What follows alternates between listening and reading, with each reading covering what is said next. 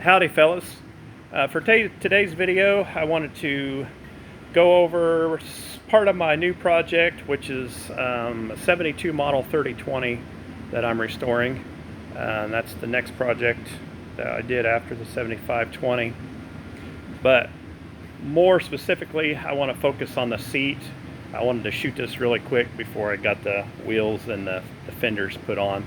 But whenever I restore a 20 series, I always make sure I do a thorough job going through the seat and making sure it's not only is it freed up, but I rebuild the bushings, put a new spring and shock absorber in it, and I make sure the cable and spring assembly, the winding mechanism is working properly.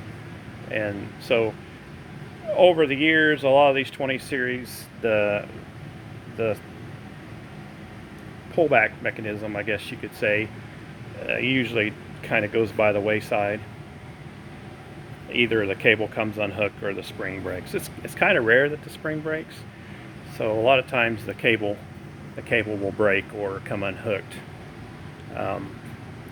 If you've never been around these or had one torn apart, there's actually a winding spring right under here, and that's connected to a cable, and the cable goes up inside the base, and it has an eyelet on the end of the cable, and it has the base has a hook, and that eyelet just slips over that hook, and it's so much easier to access without the cushion on.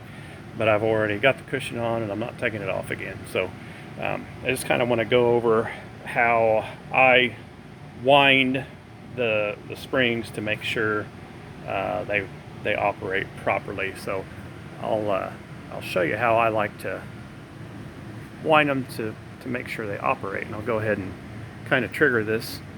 If I can do it with one hand, it's real difficult. That's how they're supposed to operate, but a lot of them don't do that anymore. Again, kind of nice. So when I go to assemble the seat assembly, I'll start this base on the track, on the rollers, and then get my cable hooked, and then I'll start to wind this little, this is the key right here, this little slotted bolt fastener. And the way you wind it is you stick a large screwdriver in that slot. This is kind of what I use. A large screwdriver and something to torque the screwdriver, either a pair of vice grips, or in this case I used a wrench that can grab the screwdriver, because really you can't get it tight enough just turning it by hand. It's kind of difficult. But if you look at the side of this, there's four notches, 4 locations, and there's a tab that if you put your screwdriver inside that slot and tap it in, it'll release that tab, and then you can start to wind, and you'll actually wind counterclockwise. And as you wind, the base will pull up the incline to the top, and when you get to the top, give it another half turn or full turn, and then release. And so you'll want to, when you go to release, back your screwdriver out just a little bit and then keep turning it, and that'll ensure that the tab fully locks into one of these slots.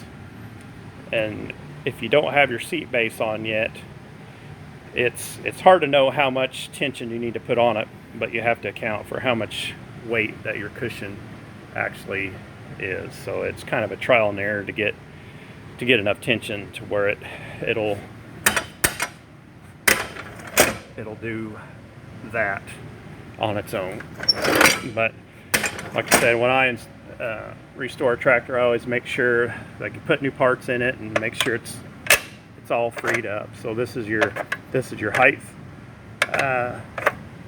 adjustment. So short, tall, and then your weight adjustment is right here. And I always make sure that, because 100% of the time those are completely seized up. So a lot of times you have to heat those with a torch to get them to turn because they're rusted solid shut. But anyways, that's kind of the basics and what I do on my seats to get them restoration quality. And I usually leave the plastic cover on the base just to make it last a little bit longer. So there you have it, 20 series seat.